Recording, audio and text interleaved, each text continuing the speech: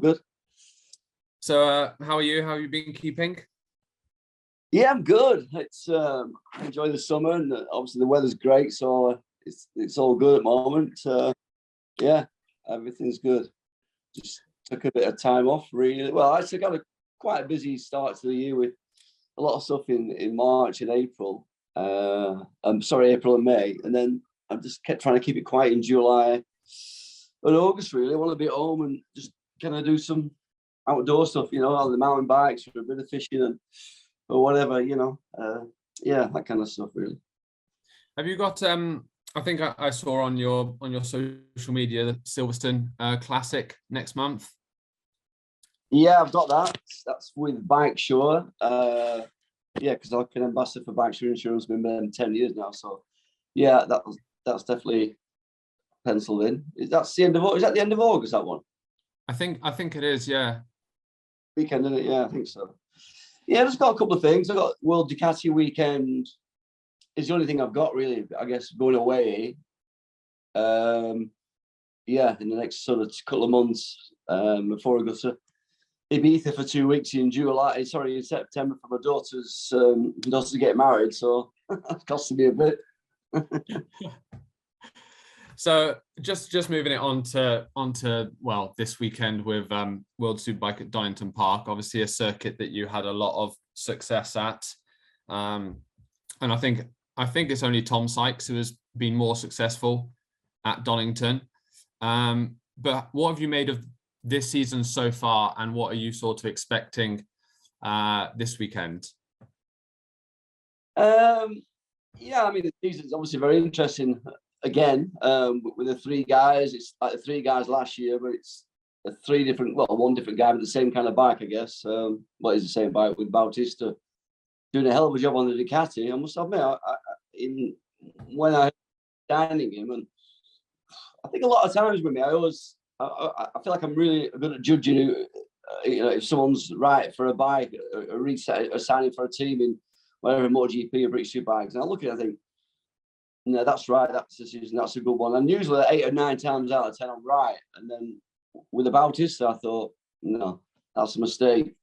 I hold my hand up and I've got it wrong because he's been incredible so far. But its season's still quite a way to go. And I think remember what happened 3 years ago in 2019 when he pretty much fell apart, really. So with the pressure that Jonathan puts him under. So we'll see. You've got Top right there, who's very, very talented. Love watching that kid.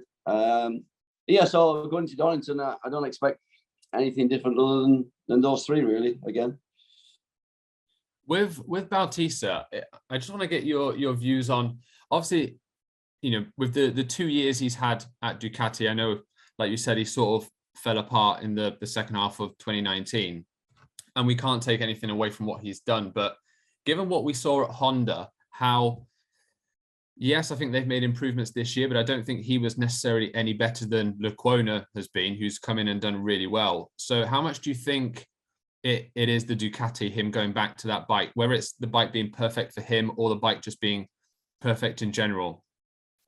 Well, it obviously is, isn't it? I mean, similarities with me, it's always when I went to Honda, it didn't quite work out for me, really. It didn't suit me as much as the Ducati did. It was a very, very fast bike.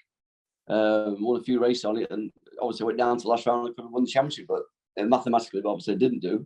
Came out fourth, but it's a bit of a similar story, I guess. Really, the Honda, for whatever reasons, he's not getting the results. Hasn't been for a while now with whoever on it, really. And he's come back to Ducati and started winning again, which is something I did. So it obviously suits his style a lot better than the Honda did. And you see that with quite a few riders over the years who've gone to another bike, it's not quite worked out. Even Rossi with a Ducati, it didn't work out for him though. Went back to Yamaha, and it works out. So yeah, it is, I guess it's similarities there, but it has shocked me really. I didn't think he'd do that well. And I'm usually when I see a guy going to a team or whether a young guy, an old guy, or a championship in BSB, or I think good move or a bad move, and usually I'm right, and I got this one wrong because I thought, no, this isn't going to work. This, and obviously, because I'm not that involved in the sport anymore, I watch it, obviously from afar. And somebody in the know, obviously in the paddock said, look, he's very, very good. And he will do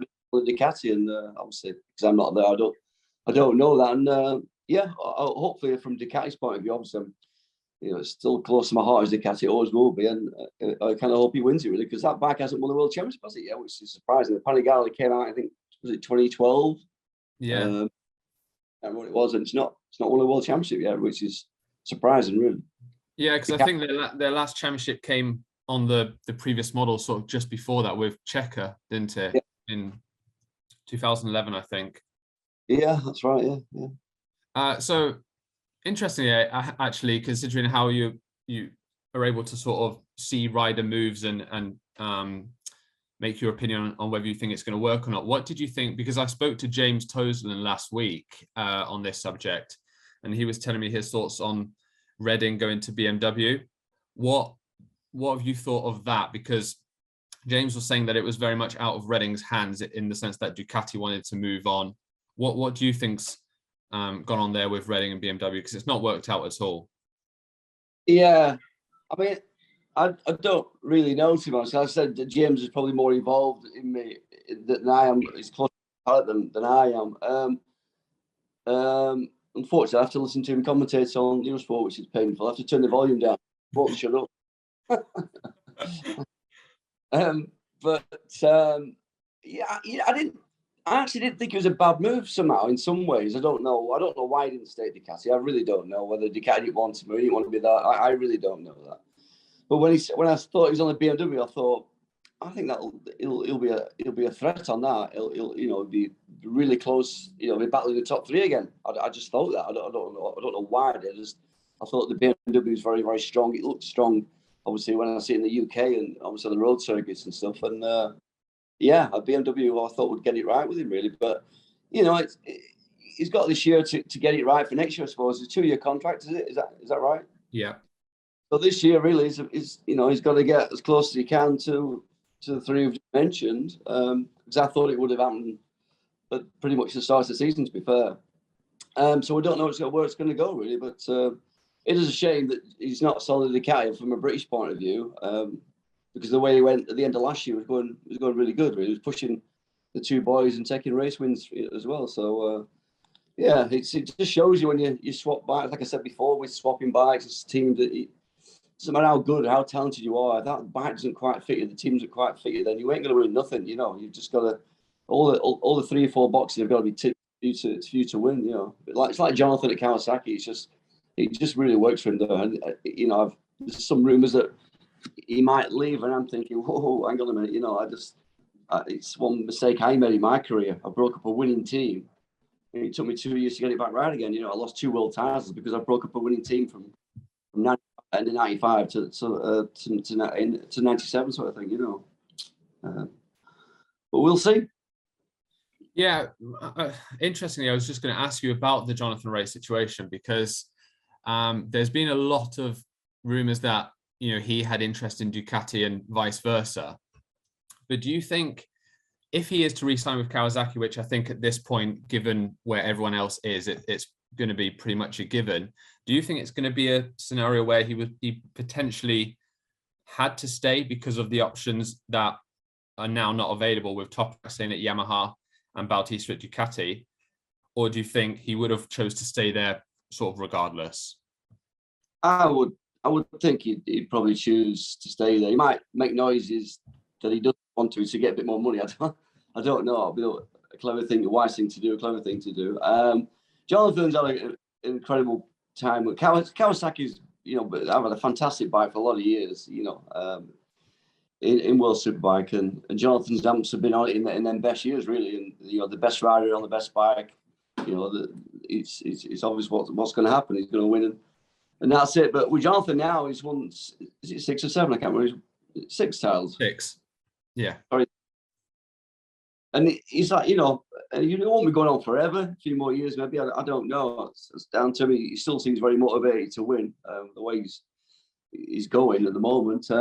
But yeah, you've got a job for life there with Ducati, really. Sorry, with Kawasaki as an sort of ambassadorial role with them. Why risk that really?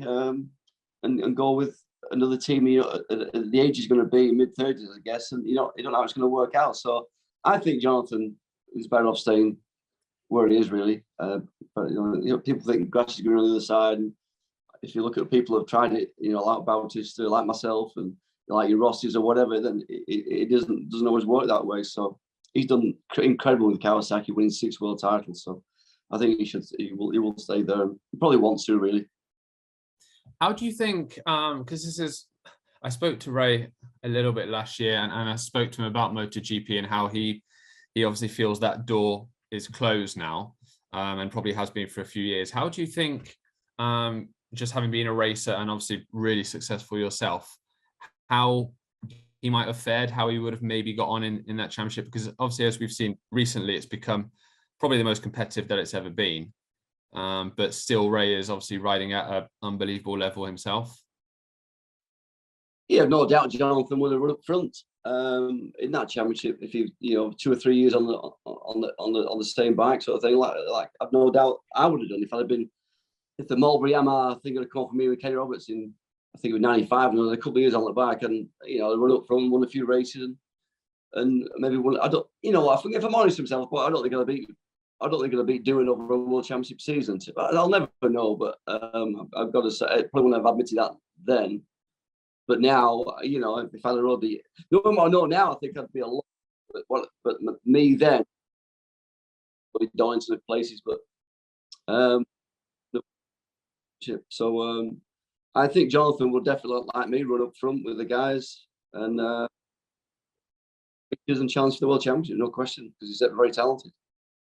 Just to sort of get your thoughts on MotoGP, what have you made of that in 2022? It's been a bit of a cracker at times.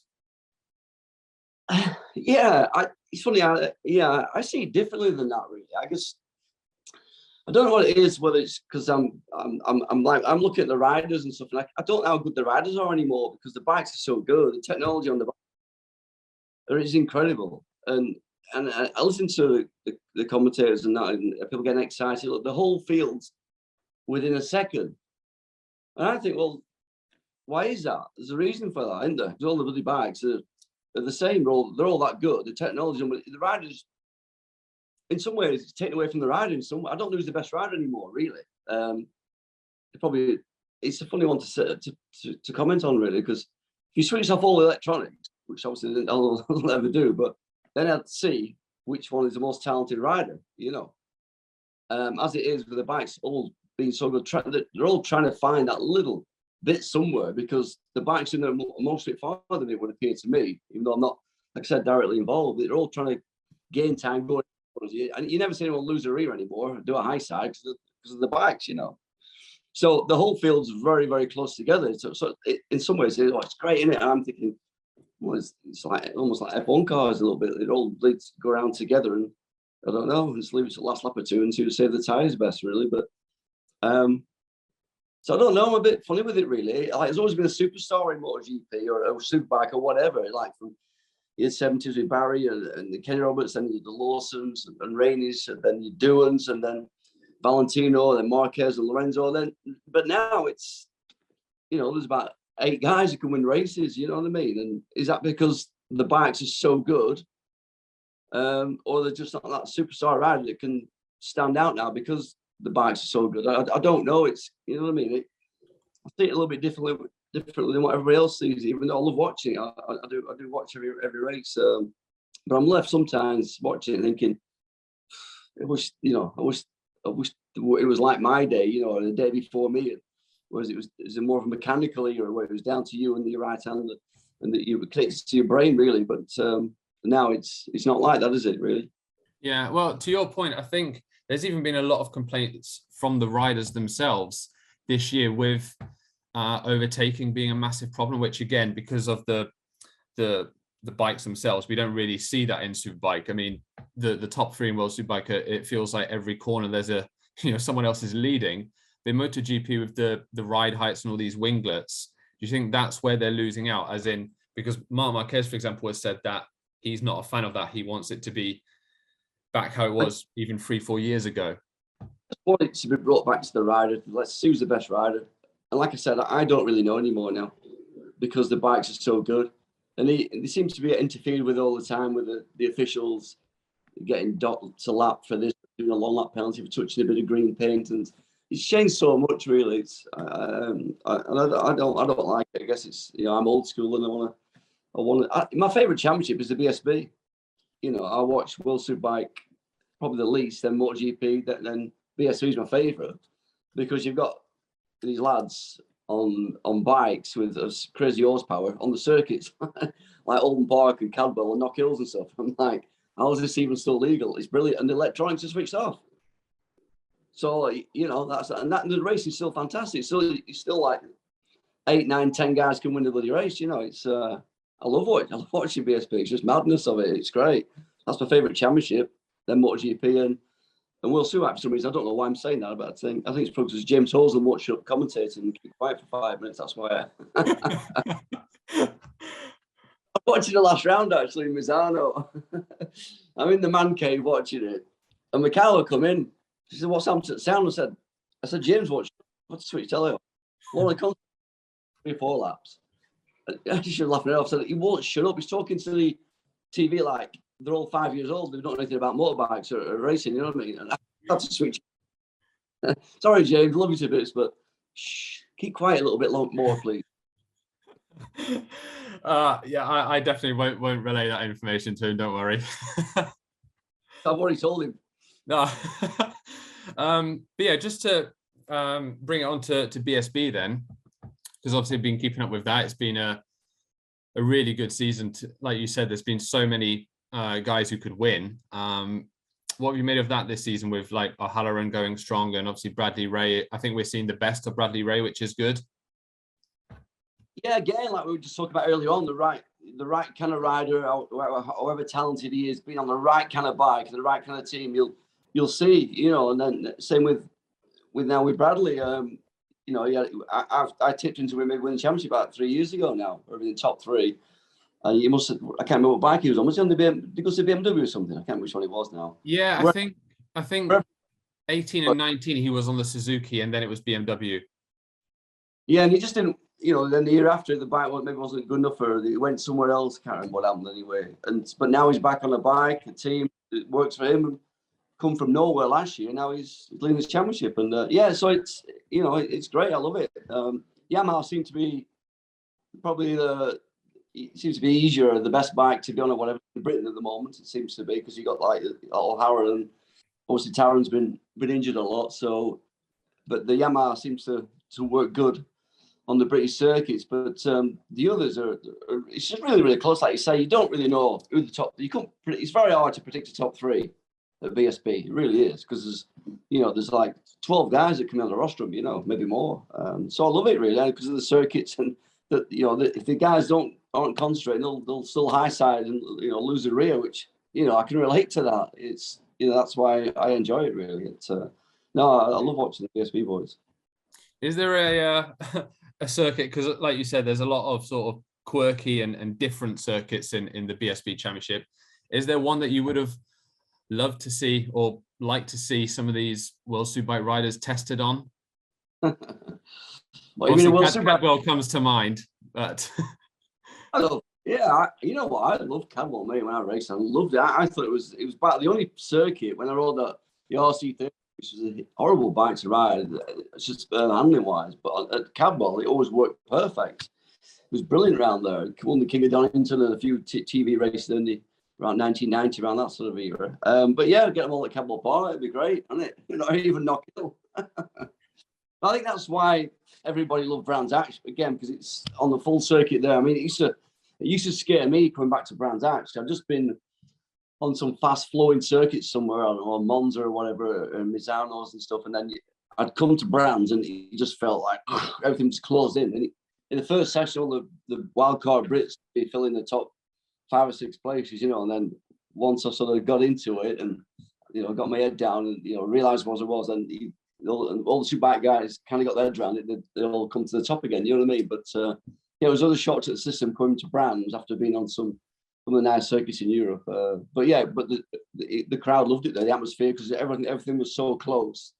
It's almost like a Super Bowl, really, where you could stand maybe at the start and finish and see pretty much half the circuit. It was an amazing atmosphere, but it wasn't necessarily my favourite circuit. It was just it didn't really suit my style. Probably suited me as much as like Donington did, but for atmosphere wise and to win in front of that sort of unbelievable. Never seen anything like it. I don't think even to stay we had anything like that number. I think it was 121,000 on the race day in '99. It's not been anywhere near that since then, if I'm correct. And just finally from me, I wanted to get your views on, obviously you mentioned a little bit earlier how you didn't, well, on reflection, leaving Ducati to go to Honda is not something you would have liked to have done. It's sort of coming back to BMW and Honda at the minute in World Superbike.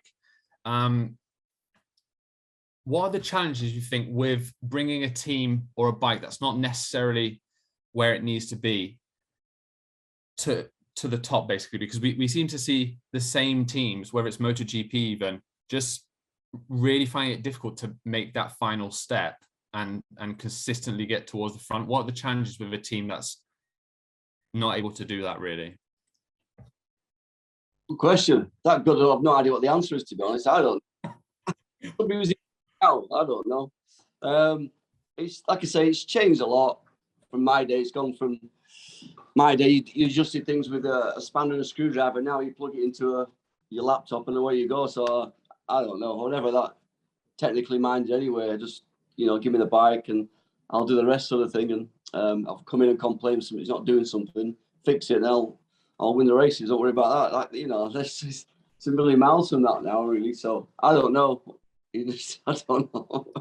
The answer why Honda can't win anymore, or anybody else except sort of Ducati. Well, still three manufacturers winning, isn't there? It just like back in my day, it was just me. It was Ducati and Honda.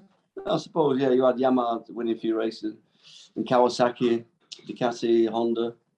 Wasn't no Aprilia really then, or obviously BMW. But it's just how it is, isn't it? In 3 or 4 years' time, you might be saying the opposite. You might be saying Honda winning everyone and nobody else is. Or something. You just don't know. It's nothing ever stays the same forever, does it? It always keeps changing. So we shall see.